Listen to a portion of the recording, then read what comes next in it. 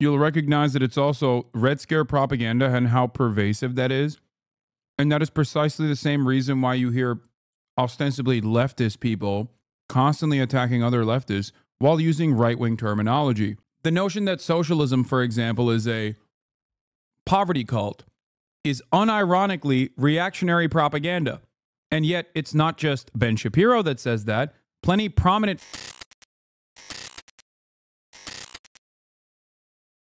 What? This guy explains why there's no alt-left pipeline? Yeah, I can tell you why. Because there is no... The alt-left would be Marxist, okay? They would be Marxist. And most of their criticism revolves around economic inequality and criticizing millionaires and billionaires, or at least the ways in which commodities are produced and the relations to the means of production and how society has been designed around making sure that the system continues. In that regard, no one who has wealth is going to turn around and fund someone saying, yeah, we should claw back all of your power and money. That's it. Political videos for very long, and to be fair, I haven't really been alive for very long at the ripe old age of 23. I, like many of you, have been steeping in the world of online what has felt like my entire life. I also made the grave mistake of pursuing a degree in a political social science, so luckily for me, my entire education has also revolved around various attempts to understand how politics operates in the age of the internet. And one of the most common political themes I've seen referred to in the past decade on social media is that of the alt-right pipeline. The idea is that there's a mechanism that exists on the internet which, primarily through recommendation algorithms on video sharing sites like YouTube or TikTok, captures the attention of your average Joe and slowly pushes their views further and further toward the right. Now, in academia, the alt-right pipeline term refers specifically to this algorithmic mechanism. However, I think most of us use it in a more broad way to sort of refer to the process of radicalization that can occur not just on video sharing sites, but on other social media, forums and chan boards, and in certain offline local communities as well. And while there is a lot of media out there talking about the concept of the alt-right pipeline and how it works, I want to pose a different question today. Why is there no alt-left pipeline? Money.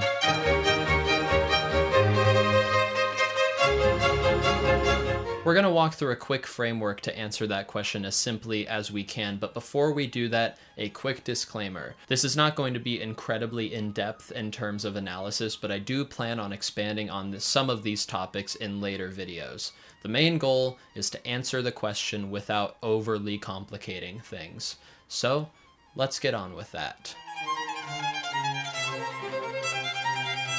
There's a pretty logical through line that we can track in order to figure out why the alt-right pipeline works, and by negation, why there couldn't be a true alt-left pipeline of a similar nature. Money. In the simplest terms, it's money. If you scratch the surface of that commentary a little bit, you'll recognize that it's also Red Scare propaganda and how pervasive that is. And that is precisely the same reason why you hear ostensibly leftist people constantly attacking other leftists while using right-wing terminology. The notion that socialism, for example, is a poverty cult is unironically reactionary propaganda. And yet it's not just Ben Shapiro that says that. Plenty prominent liberals who are aligned with socialists on many issues, with the exception of maintaining capitalism, will actively utilize that. Anarchists will actively also say, well, you know what? You're right, actually. It's ridiculous. You could not be successful in any way, shape, or form. You are basically taking advantage of the system. That's all you're doing, and you're doing it for personal benefit. Nobody, for some reason, ever turns around and thinks, well, if someone is a grifter, let's say someone is a prominent left-wing commentator, if they're a grifter, why wouldn't they grift to the right? The right is a captive market. There's plenty of people that just simply want their own idiotic worldview regurgitated back to them. You don't have to be particularly charismatic to be a right-wing commentator. You don't even need to take a shower frequently to be a right-wing commentator. So why is it? if it's that much simpler and much more fortuitous to be a right-wing commentator, why the f would anybody grift to the left? Why would anybody do that? The answer is nobody does that. That's why when people are grifting, they grift to the f***ing right. That's why so many prominent leftist figures will either organically or due to the grift, slowly but surely move to the right. It's idiotic. First, we need to sort out what the goal of a radicalization pipeline is. In my understanding, its goal is to capture the attention of one who is relatively disinterested in politics, the majority of people, and not only make them interested in politics, but eventually interested in radical politics and political activism in favor of the community that radicalized them. Since I'm American, I'm going to use our political parties in history for the rest of this video, but I think the ideas are relatively sound when used in other contexts. The most important component in the modern alt-right pipeline, in my opinion, is the media ecosystem that the Republican Party has been building since the 1990s. I could go on for hours about this one, but I will spare you that for now. All we need to know is that back in the early 1900s, public distrust in Republican economic policy after the Great Depression. This caused the Republican Party to more closely align itself with the Democrats, not just in economic policy, but later in other social policy efforts as well. The alignment... Yup.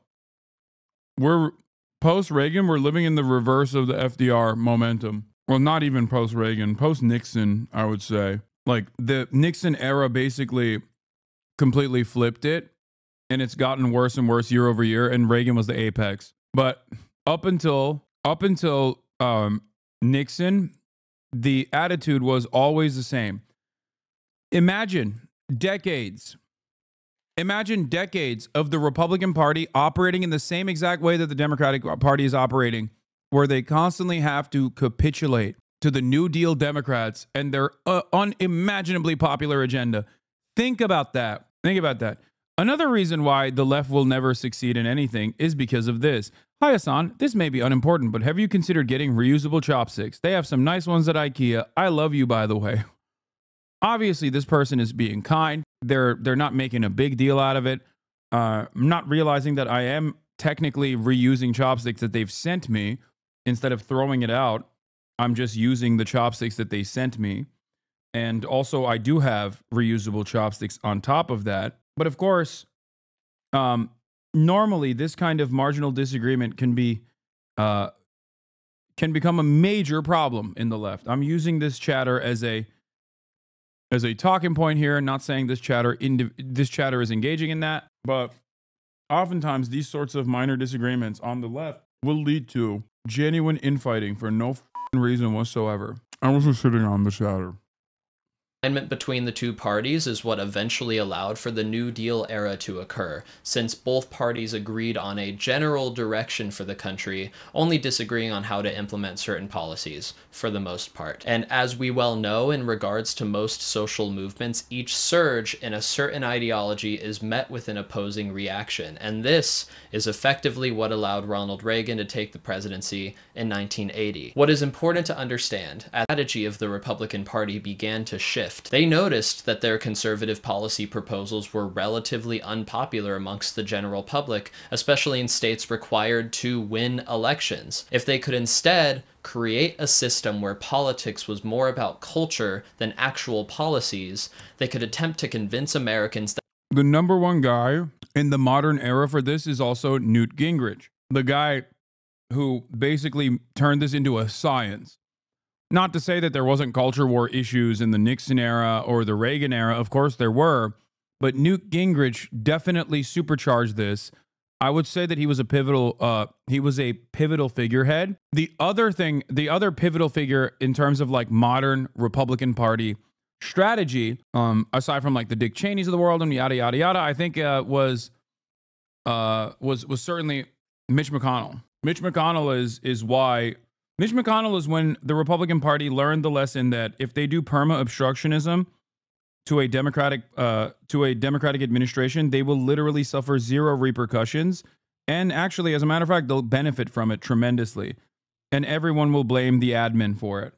that they were the right choice to pick because they were the more patriotic or constitutional or working class party, despite there being a clear dissonance between those phrases and their actual policy proposals. And this is where the media ecosystem comes in. In the 1990s, the Republican Party and its donors began to invest a significant amount of funds and resources into building a widespread media apparatus with the goal of uniting the many small conservative coalitions throughout the country.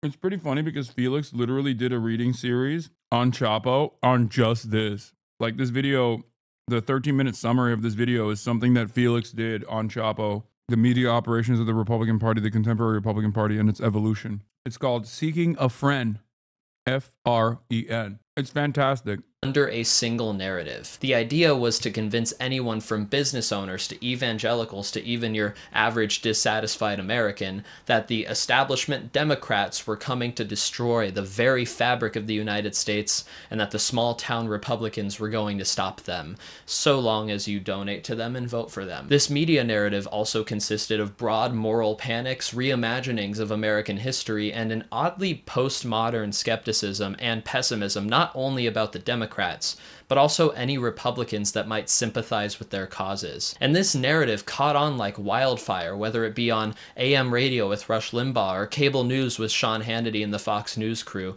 and it served as the foundation for the Republican strategy on how to win elections. If you can't make people vote for your party, make them vote against the other. Let's move on to the second point. These conservative narratives, like blaming economic instability solely on immigration or claiming that the LGBT community is corrupting children, bigotry in general toward any non-straight cisgender white male group, they generate fear. And let me be clear, both parties attempt to play into these narratives to try and win elections. However, it is important to note that there are multiple studies, which I've linked in the description, that show that individuals with conservative policy leanings are also more likely to focus on negative narratives and to have increased sensitivity to perceived threats. In that context, it makes sense why both parties try to use these narratives to win elections. Republicans need to activate every conservative that they can, and Democrats want to win on the margins by flipping center-right Republican voters. Both parties engaging with negative, fearful narratives is also great for the alt-right pipeline because fear makes people want to protect themselves and the things they love. And alt-right ideals are broadly centered around hatred toward outgroups, ultra-conservative social policies, and isolationism and nationalism, all of which. Thank you for fighting the good fight, brave chatter. The Democratic Party's approval ratings will certainly go up after this. I can't think of anyone more out of touch than a guy who looks at like a 72% disapproval rating within the Democratic Party and turns around and goes, is this group of the people who didn't vote for the Democrats? First of all, like more than 80% of this community voted for the Democrats. Okay. But I like that you made a sock account to imagine a thing that didn't happen, to go and yell about perceived grievances instead of yelling at your party to fucking go out and, do some goddamn work so that they can restore some confidence from the American population that recognizes that the Dems are inherently hostile to them and their existence. But no. You are unfortunately a small-minded person, a sucker, a mark, a rube. You go and yell at voters who are like-minded, have the same class interests as you do, instead of recognizing that if the Democratic Party had actually followed through on any sort of commitment to materially improve the lives, like real commitments, not marginal, tax cuts for small businesses type shit, broad, sweeping change, radical change that clearly the people were demanding, that they probably would have been able to defeat Donald Trump. And no, this is not an honest question. You are a dishonest person. You're a dishonest person for multiple different reasons, okay? You're dishonest because you assume that this community didn't vote against Donald Trump.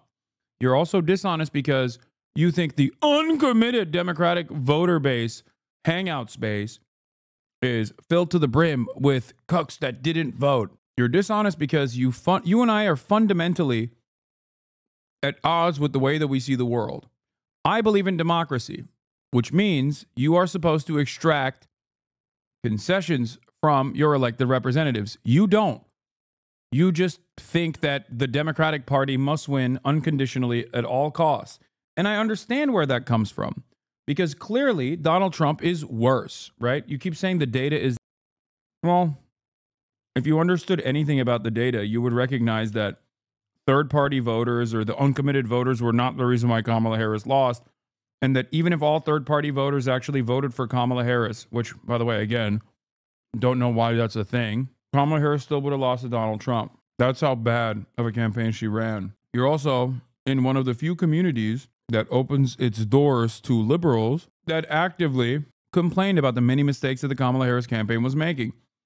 Mistakes that did predictably lead to a defeat. If the Democrats truly were terrified of the growing fascist movement in this country, I suspect they wouldn't have ran a campaign alongside Liz Cheney, talking about having the most lethal military, talking about how they're going to be the deportation party and the Republicans are not good enough at deporting people. All of that only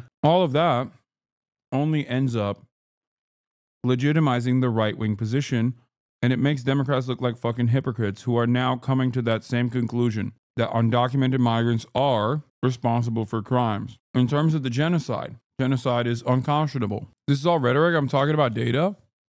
I don't think you understand the lesson that data is supposed to tell you. A YouGov poll revealed that among the 19 million people who voted for Joe Biden in 2020 but did not vote, nearly 29% cited the U.S.-backed war in Gaza as their top reason for staying home. Do you think that's rhetoric? Do you think that's data? Yeah, I mean, it's data, but I don't think you're interpreting the data correctly. That means that the Biden administration fucked up spectacularly because they were so horny to murder as many Palestinian children as they possibly could that they literally gave the country on a silver platter to a fucking fascist movement instead of, God forbid, doing the fucking right thing and taking a strong moral opposition to genocide. Shut the fuck up, dumbass. How do you look at that and go, oh, this means that like people are fucking stupid and they should have voted for Joe Biden? You are a moron. Okay? God damn. It's so hard to consistently be fucking charitable to stupid fucking liberals. Jesus, Lord mercy, dude. I don't understand. You got everything you wanted. Joe Biden maintained the genocide and Trump is going to maximize on the genocide. He's going to do even more of it. Okay? Not many people are insane. I'm not insane. You just showed me data that unironically proves that if you fucking were committed to being an anti-fascist, you would have actually changed trajectory on Israel, okay? And you're looking at that and still blaming the fucking voters for a genocide. You literally have to be the stupidest fucking person I've ever encountered in my entire goddamn life. Holy fuck, bro, you're a poser. Oh my God. I'm looking at what Trump is planning on doing. Yes. Oh my God. I can't believe Donald Trump has talked about how he wants to ethnically displace all Palestinians in the Gaza Strip. Oh, wait. Fucking Joe Biden also quietly demanded that happen. So the difference between Donald Trump and Joe Biden in this regard, by the way, is the fact that Joe Biden supplied the weapons and also tried to negotiate that position, which obviously the other countries were like, fuck no, we're not going to do that. That's ethnic cleansing. Okay. And Donald Trump was just saying the quiet part out loud, using rhetoric to get viewers, or perhaps this unimaginably unpopular position in any kind of moneyed circle. Okay. In any kind of marketing initiative that immediately demands that executives come down your fucking throat and censor you, is a position that I genuinely maintain, an anti-genocide position, okay? I don't know if you're familiar with this, but you are talking to a community that didn't even refuse to vote for Kamala Harris, but you have invented that because you need demons to attack, not realizing the real demons are the fucking Republicans and the Democrats who are caving and capitulating to them. In the process, you quite literally have pointed to evidence that suggests that if Biden had actually done the morally correct thing, okay, put an end to the fucking genocide that he was defending, that the Democrats probably could have won. But none of that matters because you are a fucking moron. And you will never learn your fucking lesson. You will consistently keep defending the Democrats, no matter what it is, playing catch up over and over and over again. That's why it's because of your entitled, smug, elitist, unconditionally pro-Democratic Party attitude at a time when the Republican Party is absolutely fucking gutting all of our federal institutions. Any semblance of like the regulatory body is cast aside. Mass layoffs, economic collapse that's imminent, America changing its strategy in general when it comes to foreign policy and becoming even more aggressive. People despise you and your kind, okay? They despise you. They despise the Democratic Party dick riders. Do you understand? That's why the Democratic Party currently is at a fucking 72% disapproval rating, because you're too busy turning around and yelling at other people. Yelling at your fucking potential allies because you are a fucking baboon, okay? You are in many respects no different than the dumbass Republican who voted for the fucking Trump administration thinking, oh yeah, hell yeah, brother, we're actually gonna fucking save America. Hell yeah, we're gonna save America by making sure egg prices are $25 a carton. The only difference is you're a little bit better read and possibly gay. That's it. You're just a fucking gay Republican. That's all this is. Smug, gay Republican. That's what the liberal institutional defenders are now. And it's unimaginably annoying. You're burning the candle from both ends at that point. You have nothing salvageable. Holy shit. Nobody likes you, chatter. And this is why. It's so funny because the Democrats did an endless wave of unimaginable concessions to the right and they still lost. And these fucking morons are still complaining at the left. God damn, dude. I'm going to die on this hill, but saying blanket rhetoric is ironic. This is a rhetorical nothing burger. It's just evident smug.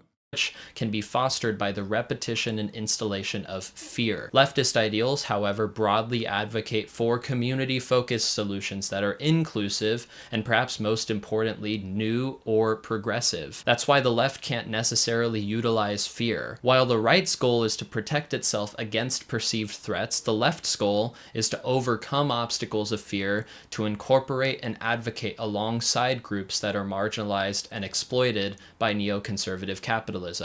Instilling fear would mean to shift the blame onto someone else. Leftist movements seek to take responsibility and first create change from the inside. Fear, in the way that conservatives utilize it, is incompatible with these goals, and in the modern media landscape means that leftist ideals are less likely to spread in the public consciousness than conservative ideals. Now the third point. Young people have a lot of problems going on all the time. That's kind of what being young is about. However, for the sake of this video, we have to look at what kinds of problems would cause someone to become susceptible to the siren's call of a radicalization pipeline. In Innuendo Studios' alt-right playbook, the accumulation of problems that lead someone into a pipeline is called soul sick, brought on by many things, but perhaps most importantly are trauma and isolation, especially amongst men. And to be clear, this isn't me doing a feel bad for all white men because they're racist bit, but just hear me out. Folks that have had traumatic or life-changing events occur to them are... Is fear really incompatible? Like, can't we just outgroup billionaires?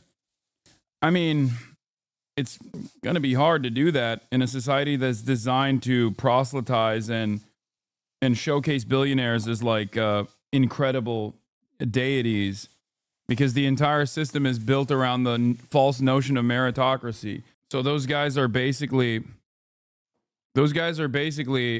gods living amongst us. Gods that are also achievable in class status, which is, of course, also not true, but it doesn't really matter. I have a buddy who is a good dude, unapologetically pro-Dem. We were chatting today. He was blown away that Gaza was a major issue for me. I think how out of touch they are with the cruelty that was happening under the Dems was such a big reason why they lost. Yeah. I think that I mean, if you're unconditionally pro-Democrat, you probably got to that position because you consume a lot of like New York Times, you consume a lot of CNN, maybe some MSNBC, and or David Pacman if you're looking at like independent media, right? Or Brian Tyler Cohen, And I'm not even shitting on Brian or David, okay? They're very nice people, but if that's the only group that you're looking at, if that's the only, like, you can isolate yourself from alternative visions if you hyper focus on only like the positive aspects of the Democratic Party, and you will design a world that is just utterly untrue. That's why a lot of people felt confused after the Harris loss. Yeah. There is not a lot of, there's nothing that goes beyond partisan politics when if you're doing like, if you're doing mostly partisan politics, you're going to miss out on the larger picture, I think. Is what you're doing moral? What do you mean? What? What are you saying? Hey, Hasan Piker, you can keep teaching us about things, but who can we rally behind? Or do I really have to tuck my tail in between my legs and find DSA chapters that might know who John Brown is? What I'm learning is Hasan is more anarchist because they don't ever put their neck out for you. They just facilitate it. Communists do, anarchists don't. Yes, dude. Yes, yes. Your mental health episode that you're going through right now is the reason is helping you arrive at the correct truth, which is that I'm not sticking my neck out at all, and I'm just trying to get all of the Marxist-Leninists to fight the battles for me. Thank you. You're right. I am definitely your enemy. Okay. How do you arrive at such a cynical fucking worldview, dude? I don't understand it. I don't get it. I don't get it. Like, what is it? You want me to fucking, I'll just go buy out a compound, okay? Purchase as many AK-47s as possible and bunker myself in there with some fucking Tenorite and die for the Marxist-Leninist cause in a country that thinks Nancy Pelosi is a socialist, dude. The fuck? But I'll be based. Write a book and these people will calm down? No, because then it's still not radical enough, okay? One must ask themselves why liberal naysayers and Republicans and even fucking leftists have this exact same position. I'm going to be as charitable as possible and say that leftists arrive at this position because of the helplessness that they feel, the hopelessness that they feel, and that they recognize the harms that are happening, but don't understand the existing material conditions, don't understand what level of class consciousness does exist amongst the working class, because billionaires, capital owners always have had class consciousness. Okay. But plenty of leftists, okay, card carrying Marxist, Leninists and whatnot also fall into this trap because they get geared, and reactionary Republicans alike, because that is how pervasive the Red Scare propaganda is in this country. This is also precisely the reason why I have so much respect for the likes of Bernie Sanders. Okay? Because in spite of my disagreements with him on key issues, it still does not matter, because he has been able to, at the very least, utilize the bully pulpit in an election to generate more open-mindedness among a nation that is inherently hostile to socialism. Okay? Most likely to become susceptible to these right-wing narratives as they... Ironically, though, this is another problem with the broader left in general. People also fall into that same, like, this person is hypocritical, the same cynical assessment that right-wingers who don't even agree with your worldview routinely weaponize. Okay? That's it. It is, in my estimation, a testament to how pervasive anti-socialist thought is in this country. They not only provide an outlet for anger and a community to fill in those support roles that might have otherwise been lost through their trauma, but also a series of common enemies to direct that anger toward as a community. This is why, anecdotally, divorced dads and young lonely men are the most likely to fall into these pipelines, since modern conservative social standards isolate and generally prevent men from expressing camaraderie or brotherly love for each other. Those pesky leftist community-oriented vibes are not at all what these folks are looking for. Often, they feel victimized by the state or by their ex-wives or their classmates or whoever else, and they just want a place to direct that anger. Rarely do they ever want a solution to it. Their problems are just a given to them. On to the fourth point. Any given person that feels vaguely victimized then is a lot more likely to pay attention to the more surface level commentators on the right, because they broadly speak to that person's worsening material conditions without getting too in the weeds about actual politics. In the 90s, this character was played by Limbaugh, Hannity, Buchanan, and Fox News in general, and nowadays it's Elon Musk, Jordan Peterson, Dave Rubin, and Ben Shapiro, just to name a few. The left simply does not have the same game. The Democratic Party funds liberal news outlets and commentators, not leftist commentators. So the only place folks are able to be introduced to leftist commentary is on BreadTube? I love PhilosophyTube and ContraPoints, of course, but they're just unable to meet the vast majority of people where I'm not going to lie. I suspect this person is not too fond of me, judging by they are, especially if those people are dissatisfied with what they perceive as culture war persecution against them. The Republican Party has bet its entire future on meeting these people, straight men and their wives, where they are, and not just slowly pushing them positively toward the right, but negative thing perceived as leftist. And the last point. This funneling of regular Joes into rival political teams has created an environment in which parties seeps into our personal identities and our identities into our parties. The process of this occurring is one of a few forms of political polarization. And in a politically polarized country, the average person becomes significantly more anxious regarding political outcomes, and guess which party created a whole media ecosystem to take advantage of this anxiety? It's actually both parties, but the Democrats' media ecosystem is also primed against leftists, since leftist positions are too extreme to advocate for, which is also not the best hill for the Democrats to die on, because, to cite a recent example, some of Kamala Harris's most successful campaign promises during her 2024 election were her pledge to prevent grocery price gouging. Okay, maybe he is a fan. I don't know.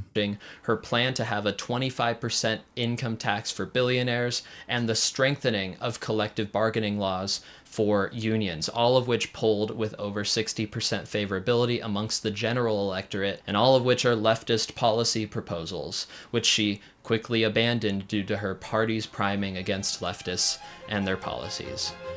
Well, it's not even priming against the parties, priming against the leftists and their policies. It was because the Democratic Party is directly... the Democratic Party has the same corporate benefactors that the Republicans do by their class position. They might have some disagreements in terms of like social policy or whatever, but ultimately they have the exact same corporate benefactors. Tony West, who is the legal counsel for Uber, is Kamala Harris's brother-in-law, and he was the one who, according to reporting on the matter, directly approached Kamala Harris to say, don't do this like anti-billionaire populist stuff. There were also major boosters of the Dem Party that actively wanted, Lena Khan gone. Like, they were open about it. They kept saying that they wanted that, which is completely unacceptable. All right, one tight bow and send you on your way. There is no alt-left pipeline because a political radicalization pipeline requires a few things to begin.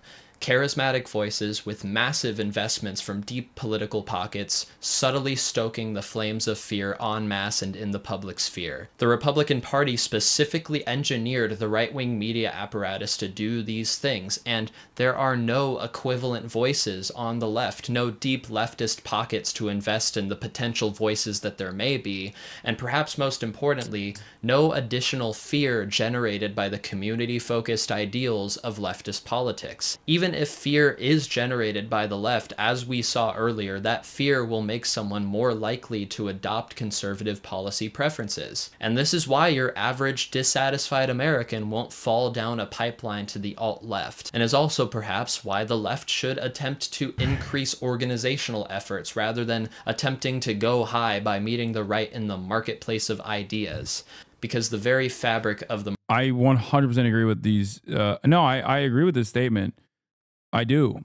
That's why I focus a lot of my efforts on on beefing up organizing efforts. Like that's why I have so much of a focus on you know, protecting labor unions and pushing for unionization. What is this? Oh, never mind. Maybe he is a fan. Okay. Bro bought a mansion and says he's a communist. LOL. Didn't he buy to live with his family? No, he literally kicked his mother out on the streets. Now she's homeless. I think there may be an alt-left pipeline now, though. It may be more center-leaning than we think an alt-left might be. What do you mean? No matter what happens, it will never resemble the same alt-right pipeline because right-wing content creators are almost always funded by insanely wealthy billionaires and millionaires who understand the importance of divisive propaganda. The marketplace is stacked against them. And that's really political video. Anyway, now, speaking of being the alt-left pipeline guy, I am going to be talking to Chris Doles of the Union of Federal Workers. I don't know if he's in here right now. Hold on. Hello? Hey, can you hear me? Yeah.